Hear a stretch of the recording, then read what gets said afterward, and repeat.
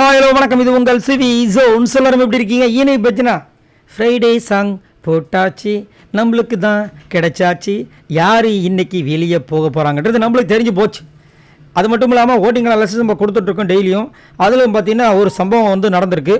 So இன்றைக்கி என்ன பாடல் எழுப்பப்பட்டது, ஒளிபரப்பப்பட்டது அப்படி பார்த்தீங்கன்னா, இஞ்சி இருங்கோ இஞ்சி இருங்கோ. என்னங்க சொல்கிறீங்க, இந்த பாட்டா போட்டாங்க? ஆமாங்க, சேதி கெட்ட சந்தோஷங்கோ 10 கிலோ ஏறுதுங்கன்னு சொல்லிட்டு இந்த சந்தோஷமாக வர இடத்துலலாம் வந்துட்டு சாண்ட்ராவை கட்டுறாங்க.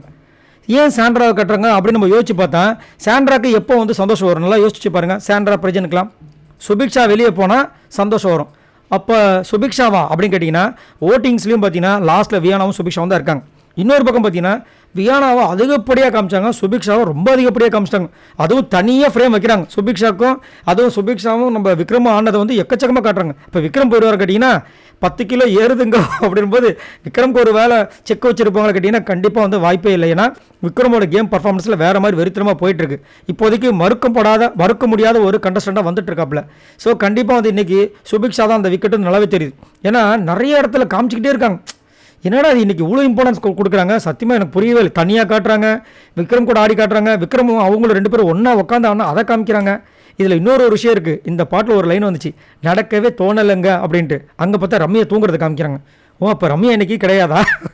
ஸோ இதுலேயே கன்ஃபார்ம் ஆகிப்போச்சு, ரம்யா இன்றைக்கி போகிறது கிடையாது அப்படின்ட்டு. ஸோ செமையாக இருக்குல்ல இது. ஆக்சுவலாக எல்லாருமே அதை வெயிட் பண்ணிகிட்டு இருக்காங்க இந்த சாங்குக்காக. நானுமே ரொம்ப ஈகராகிட்டேன். வர இந்த சாங் வரும்போது அது ஒரு விடுகதை மாதிரி நம்மளுக்கு இருக்குது. ஸோ இன்றைக்கி பார்த்தீங்கன்னா கன்ஃபார்மாக ஃபஸ்ட்டு வந்துட்டு எவிக்ஷன், சிங்கிள் எவிக்ஷன் இருந்துச்சுன்னா சுபிக்ஷா, 2வது டபுள் எவிக்ஷன் இருந்துச்சுன்னா வியானா கன்ஃபார்மாக போயிடுவாங்கன்றது தான் இப்போ இந்த சாங் மூலமாக நம்மளுக்கு கிளியராக தெரியுது. இன்னொரு விஷயம் என்னென்னா, சாண்டாவை நிறைய இடங்களில் சிரிச்ச மாதிரியே காமிச்சாங்க. ஏங்க அவங்க சிரிக்கிறத காமிக்கிறத ஒரு விஷயம்னா, சுபிக்ஷா போனால் சிரிப்பு ஆட்டோமேட்டிக்காக சாண்ட்ரா முகத்தில் நீங்கள் பார்க்கலாம். ஸோ எல்லாத்தையும் வச்சு பார்க்கும்போது கூட்டி கழிச்சு பாரு, கணக்கு கரெக்டாக வருன்ற மாதிரி சூப்பராக ஒரு விஷயம் வந்திருக்கு. நீங்கள் உங்களோட கருத்துக்களை சொல்லுங்கள். பாய் நண்பர்களே.